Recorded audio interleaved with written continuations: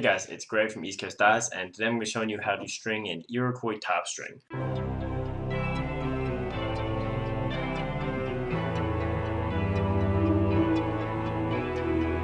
A lot of you saw and liked my video about whether Iroquois top strings will be legal under the 2013 NCAA rules. In my opinion, as long as they're not below the 4 inches, then you'll be alright.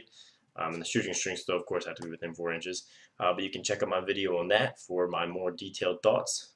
Today is mostly just me showing you how to string an Iroquois top string. So as you saw, I strung this Evo X with a 15mm low pocket with an Iroquois top string. So you can see the top string is suspended, is away from the scoop. What this does is essentially lowers the release point, so you can have a low pocket with a quicker release.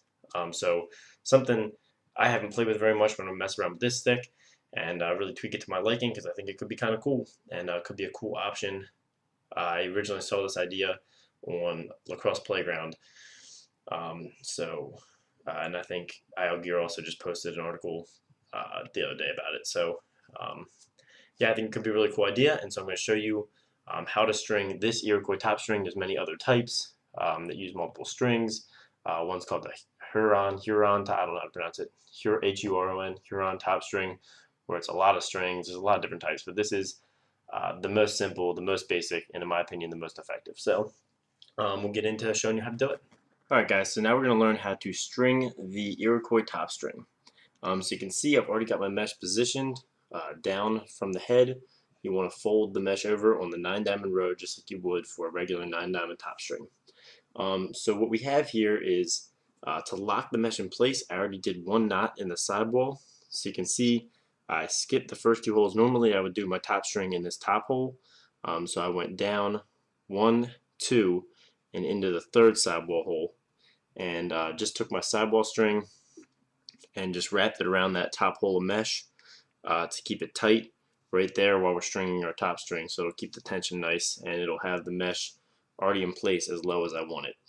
So this is where you decide how low or high you want the mesh to be in the stick. So I've decided a pretty average level for the Iroquois top string. So what I'm going to do now is I've got the 9-diamond, the very outside 9-diamond row on the top string, wrapped around and knotted down so it'll stay put. I'm just going to interlock the first 10-diamond row as well, just to keep it steady. And I'll do the second one as well, just to keep it steady while I'm stringing the pocket, or string the top string. So I'm going to do the same thing on both sides.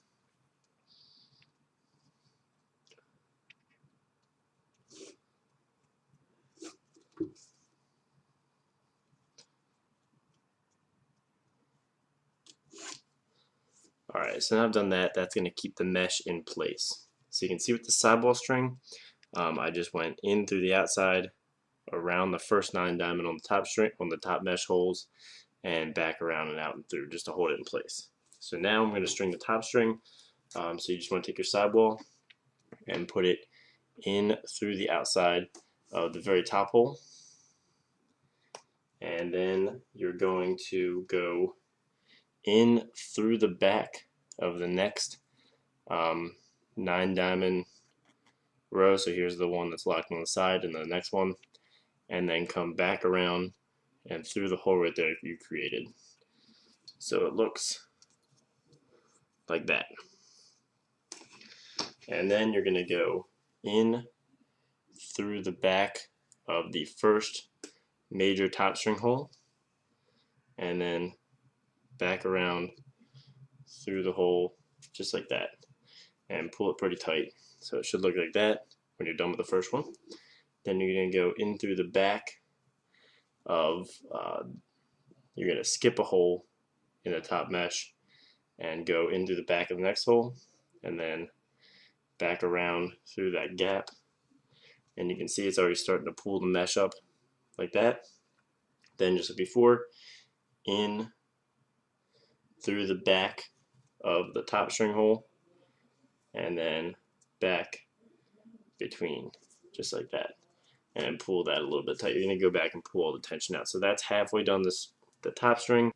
Alright guys, so after you've done the second one, you're going to again go in through the back, and this time without going through the mesh, go through the loop just like that,